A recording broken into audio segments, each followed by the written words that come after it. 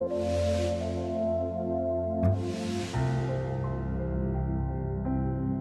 el ajedrez existen muchas aperturas y defensas. Todas han sido ya clasificadas y ampliamente analizadas. Pero antes de entrar a estudiarlas a fondo, es imprescindible comprender bien sus principios básicos. Ya hemos visto algunos, como el concepto de desarrollo y control del centro. Ahora vamos a examinar el enroque, o mejor dicho, la conveniencia de enrocar lo antes posible. En la apertura se produce un choque en el centro y a menudo se cambian los peones y se abren las columnas centrales. Esto pone al rey en grave peligro, ya que queda expuesto en un espacio abierto sin la cobertura de sus peones. ¿Cómo podemos protegerlo? La mejor acción es enrocar. De esta manera, el rey quedará resguardado tras una barrera de peones y flanqueado por una de las torres. El procedimiento más rápido para facilitar el enroque es sacar el peón de rey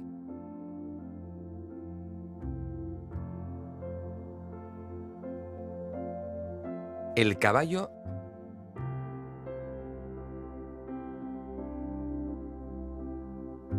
y el alfil.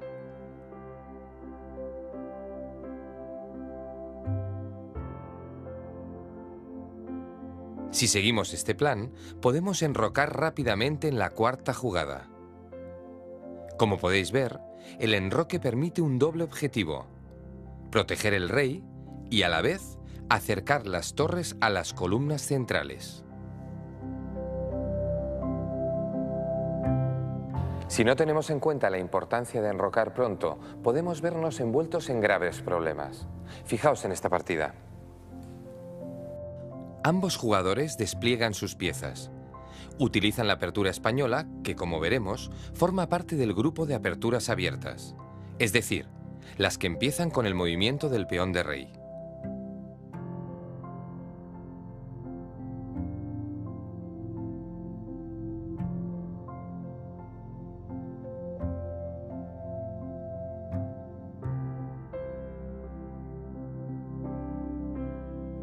Las negras juegan bien y podrían haber continuado de forma excelente si en la quinta jugada hubiesen enrocado.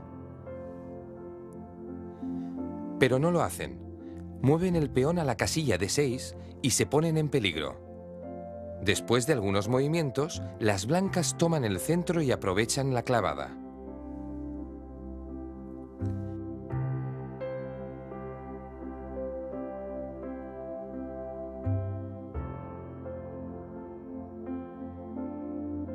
Observad cómo el alfil clava al caballo sobre el rey enemigo.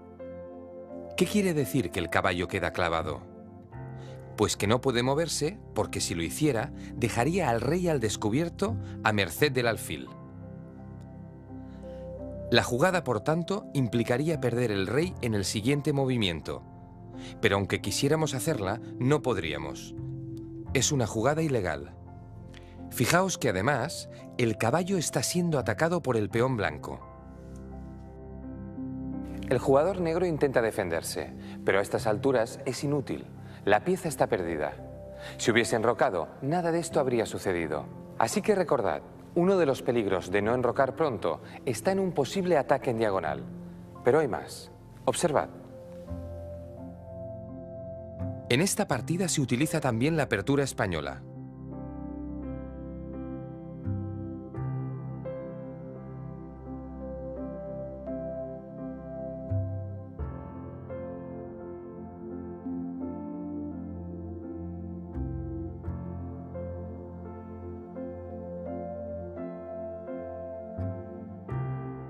Las negras juegan bien hasta que, de manera muy arriesgada, capturan un peón central.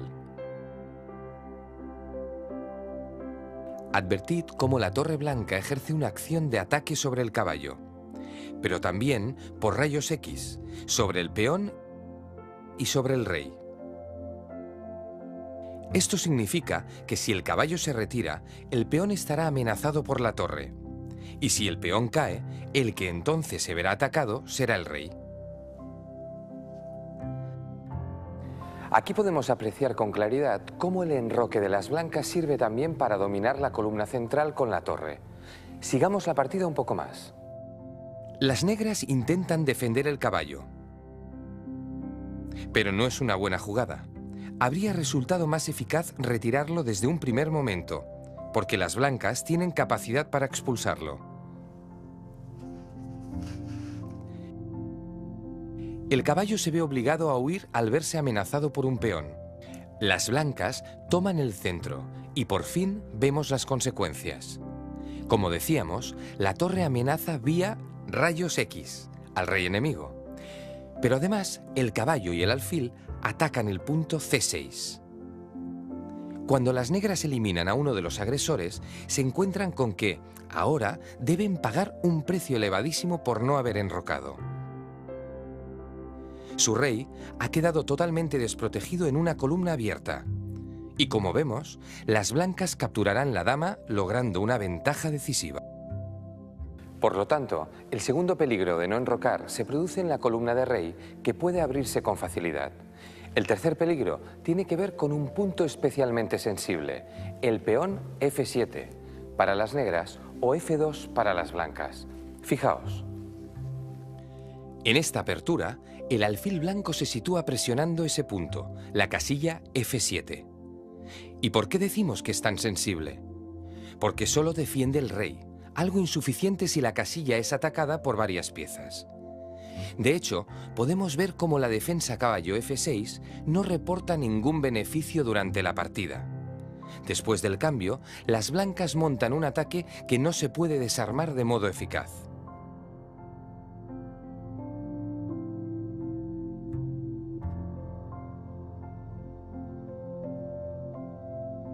La dama podría intentarlo, pero con los cambios, las negras pierden material. Una dama y un peón frente a un caballo y un alfil.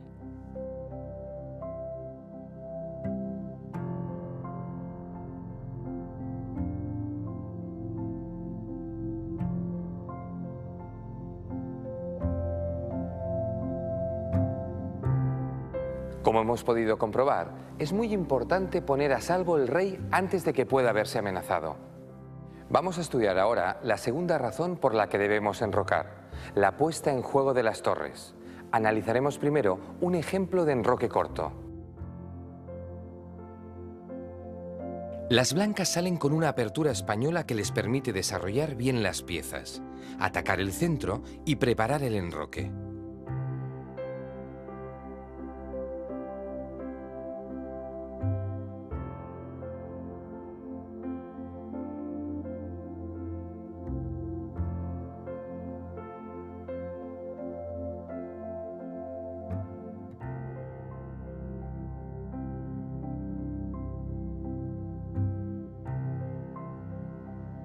En la quinta jugada, las blancas enrocan en corto, proporcionándole una buena fortaleza defensiva al rey. Pero además, la torre ya está en condiciones de jugar. Si las negras capturasen el peón, la torre sería una amenaza para todas las piezas de la columna. Y si las negras continúan con una jugada de desarrollo,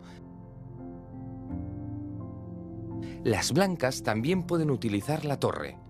De hecho, la jugada más común en esta posición es torre E1.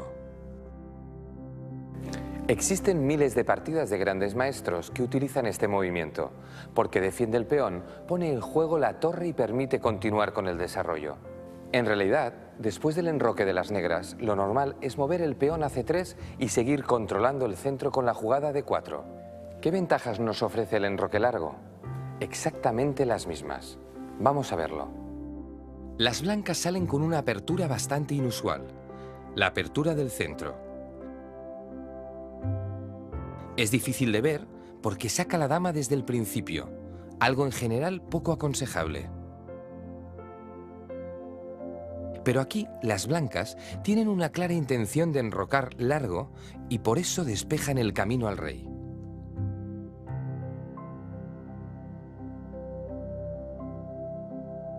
Las negras, sin embargo, tienen en mente enrocar corto y para ello desarrollan rápidamente el caballo y el alfil.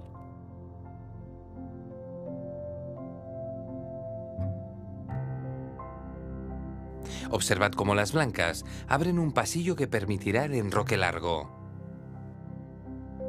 Las negras enrocan, pero ahora ya sabemos qué intenciones se esconden tras este movimiento. ¿No es así?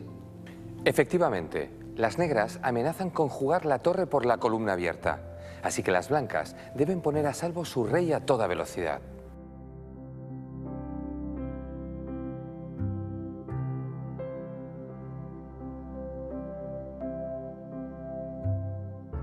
Enrocan y con ello consiguen refugiar al rey. Pero a su vez la torre entra en acción, controlando la columna D. Cuando las negras, con un movimiento muy lógico, desplazan su torre a la columna, ambas torres, la blanca de D1 y la negra de E8, consiguen molestar a la dama adversaria por rayos X.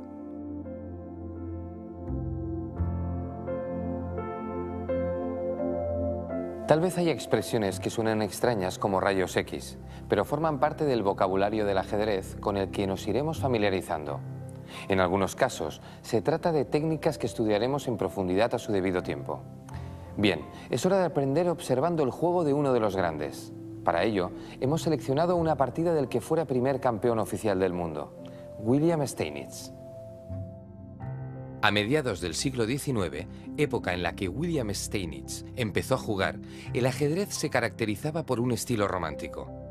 Estaba lleno de brillantes combinaciones y espectaculares sacrificios que perseguían, desde el inicio de la partida, el derribo del rey. Pero llegó Steinitz, y con él una revolución en el mundo del ajedrez. Su principal aportación fue demostrar que el juego posicional resultaba mucho más eficaz que el ajedrez de ataque. Para él, la clave radicaba en exprimir la lógica del juego, preparando con paciencia la conquista de la partida. Buscaba posiciones que le permitieran atacar y defender al mismo tiempo, tramando un plan y ocupando las casillas lógicas para ejecutarlo. Steinitz jugó de manera consecuente con aquellas ideas, demostrando que sus razonamientos estaban bien encaminados. Quienes se aferraban aún a la belleza romántica del juego tuvieron que rendirse ante la evidencia. Con el juego posicional se ganaban las partidas. Steinitz inició así el periodo de la llamada Escuela Moderna. Para entender la importancia del enroque, nos será muy provechoso analizar una de sus partidas. Veamos. Tuvo lugar en Viena, en 1859. El rival de Steinitz abrió con una apertura vienesa, muy agresiva, como era habitual en la escuela romántica. Steinitz reaccionó, con mucho criterio, también de forma agresiva.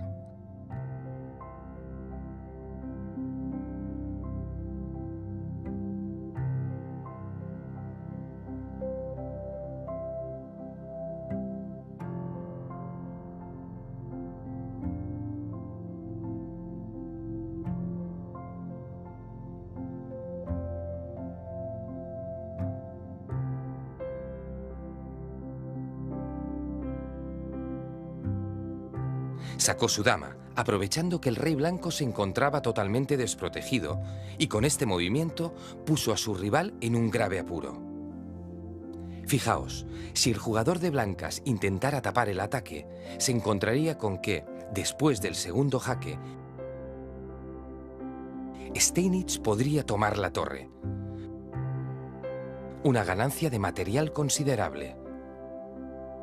Por lo tanto, las blancas se vieron obligadas a mover el rey, perdiendo el derecho al enroque. Un fallo terrible que Steinitz aprovechó sacando piezas a toda velocidad para atacar al rey enemigo. A partir de entonces, el juego de las negras se volvió muy activo. Steinitz siguió desarrollando piezas y aportando nuevos efectivos al ataque.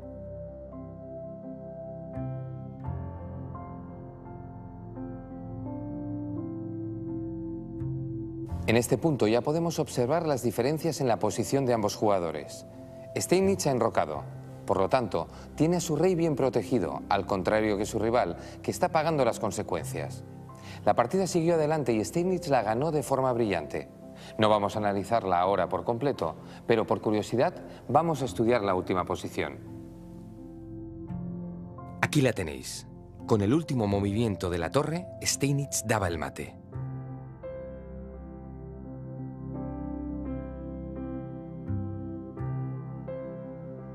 Fijaos en que conservó intactos todos los peones del enroque y también en las columnas F, G y H, que no se movieron del sitio. Eso significa que Steinitz fue capaz de sacar todas sus piezas solo por las columnas centrales, lo cual fue posible, en gran medida, gracias al enroque. No pudo decir lo mismo su rival, que perdió el control de la partida por no enrocar a tiempo. A partir de ahora, recordad, si desarrolláis vuestras piezas luchando por el centro y enrocáis pronto, seguro que habréis jugado bien la apertura. Ahora ha llegado el momento de poner en práctica todos estos conocimientos, así que voy a plantearos algunos ejercicios. Vamos con el primero. Observad los siguientes movimientos. Son muy típicos de las aperturas abiertas. Y teniendo en cuenta que el objetivo es desarrollar nuestras piezas, dominar el centro y enrocar pronto,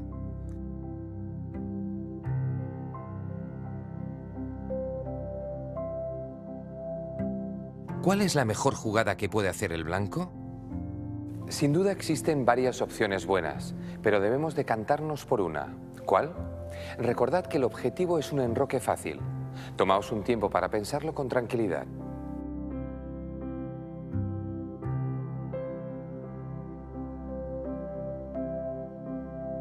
Bien, vamos a analizar las diferentes posibilidades. Una buena jugada sería alfil C4, que daría lugar a la apertura italiana.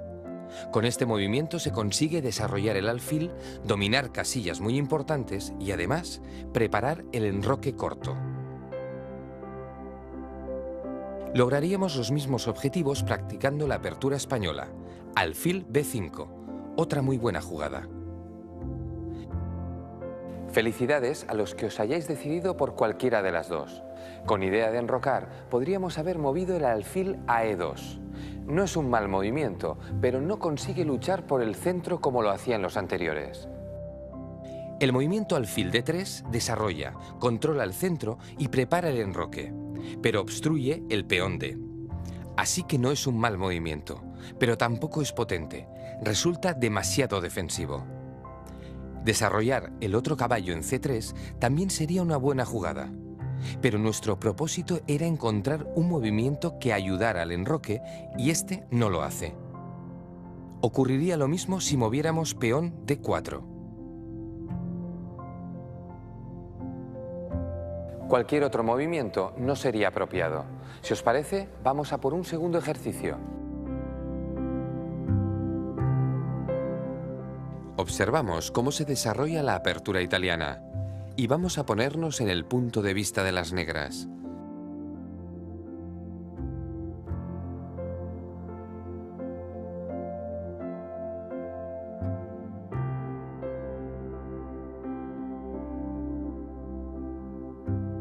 ¿Cuál sería la mejor jugada para facilitar el enroque? Veamos las opciones.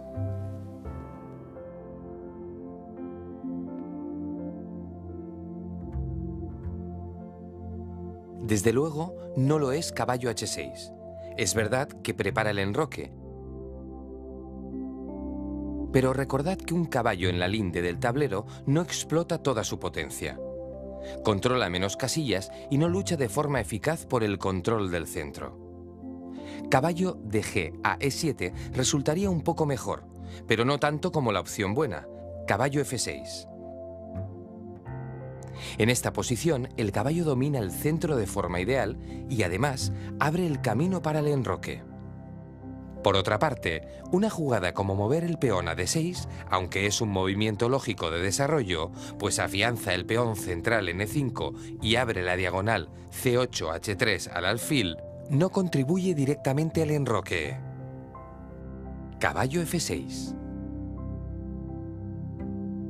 Enhorabuena a los que hayáis acertado. Para acabar, intentemos resolver un último ejercicio un poco más difícil. Atentos a la partida.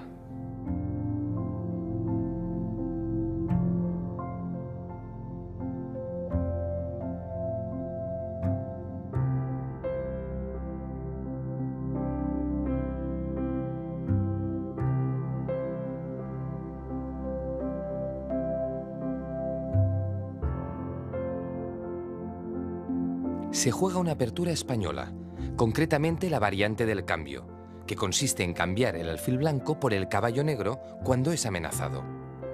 Después del cambio, se llega a la posición que tenéis en el tablero.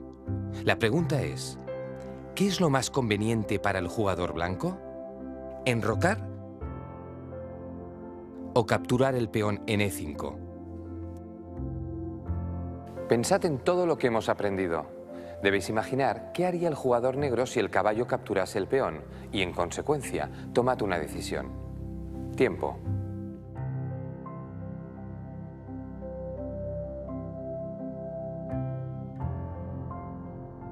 Pues bien, vamos a desvelar la solución. Lo mejor sería enrocar. ¿Por qué? Veamos qué haría el negro si tomásemos su peón.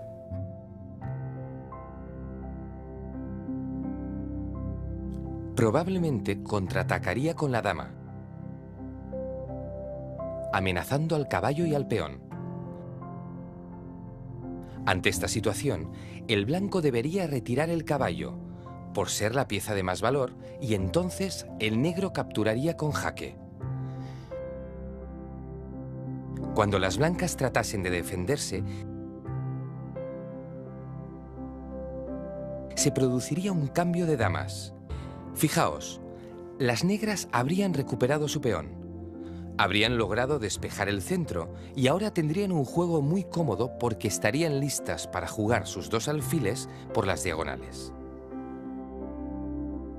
Además, habrían dejado el rey blanco en el centro del tablero y sin posibilidad de enrocar. En lugar de tomar el peón, viendo lo que iba a ocurrir, hemos decidido enrocar.